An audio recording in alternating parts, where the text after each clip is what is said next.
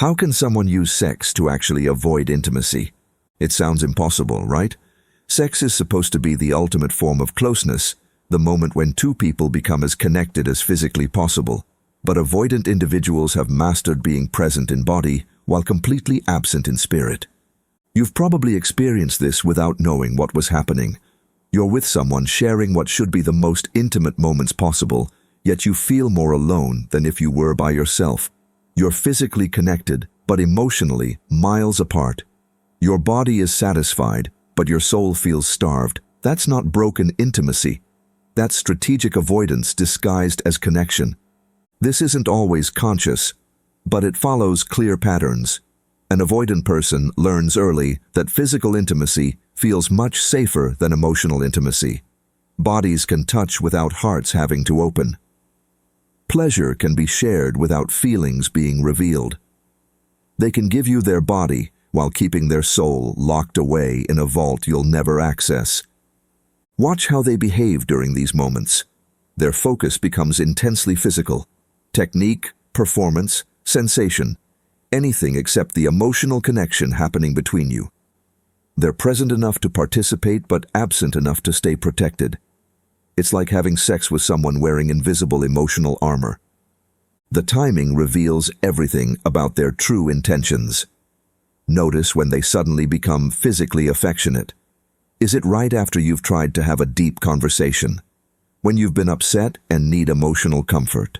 After a fight when real resolution is needed? Physical intensity becomes their way to derail emotional intensity every single time. Here's how they actually do this. When you try to have serious conversations, they start touching you, not romantically, but to distract you. They'll kiss you when you're trying to talk about feelings. They use physical contact to shut down emotional discussions before they can develop. This happens repeatedly. When you try to connect emotionally, they turn it into something physical instead. They transform your need to be heard into sexual encounters. Physical touch becomes their way to avoid talking about feelings, and it works because touch feels like connection even when it's actually avoidance. The timing often follows their emotional discomfort. When intimacy feels overwhelming, sex becomes their escape route. After conflicts, when resolution feels too vulnerable, physical connection feels manageable. When emotional comfort is needed, they offer physical comfort instead because that's what they know how to give. During sex itself, you'll notice they avoid eye contact. They focus on technique or making noise to fill the silence, so no real communication can happen.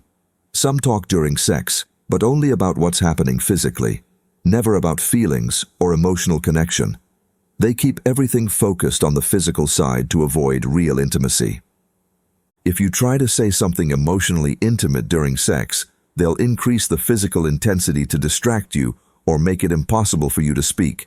They're systematically preventing any emotional connection from forming even during the most intimate physical moments. Right after sex, they create distance immediately.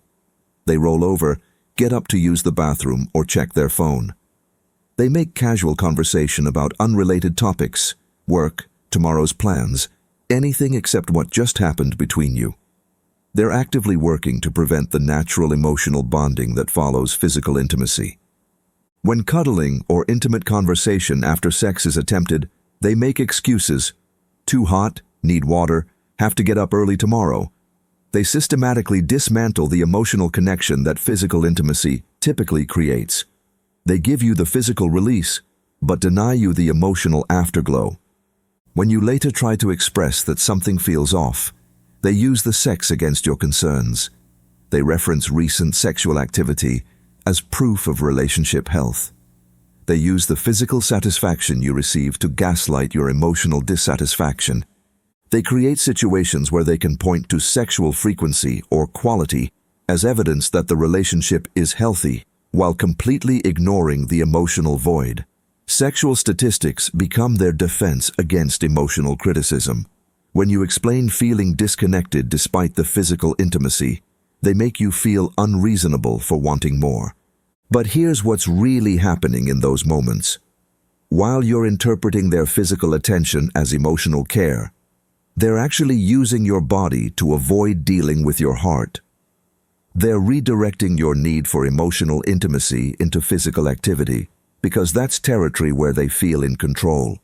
They can perform physically without having to be vulnerable emotionally. The aftermath tells the real story. Pay attention to what happens immediately after sex with an avoidant person. Do they pull you closer and want to talk? Do they seem more open and connected? Or do they become even more distant than before?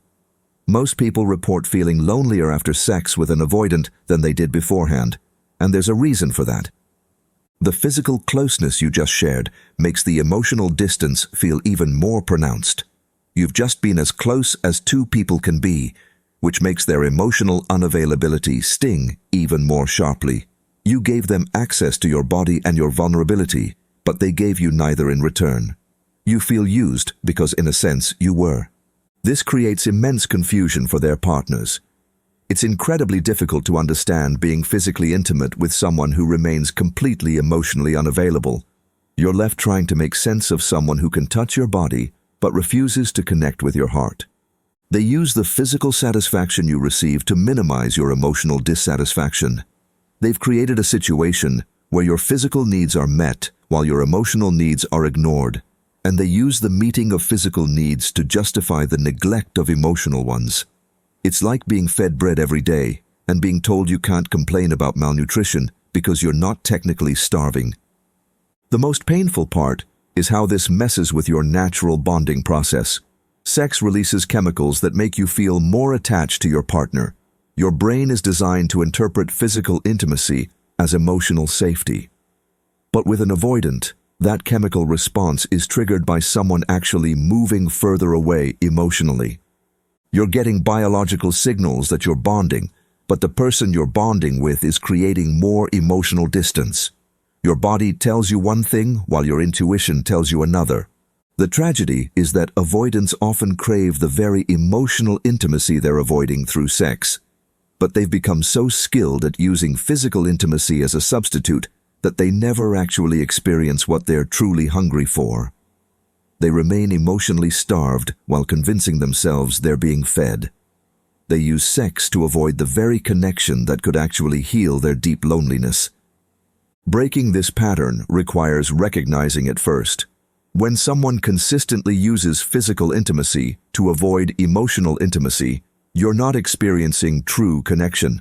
You're experiencing sophisticated avoidance.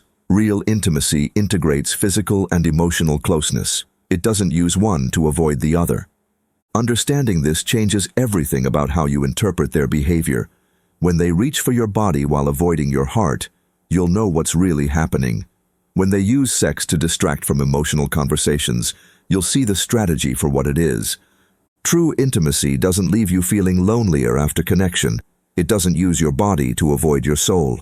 When someone consistently does this, they're not making love with you. They're making distance. If this video helped you understand a confusing dynamic in your own life, like and subscribe for more insights into attachment and relationships. See you in the next video. Thanks for watching.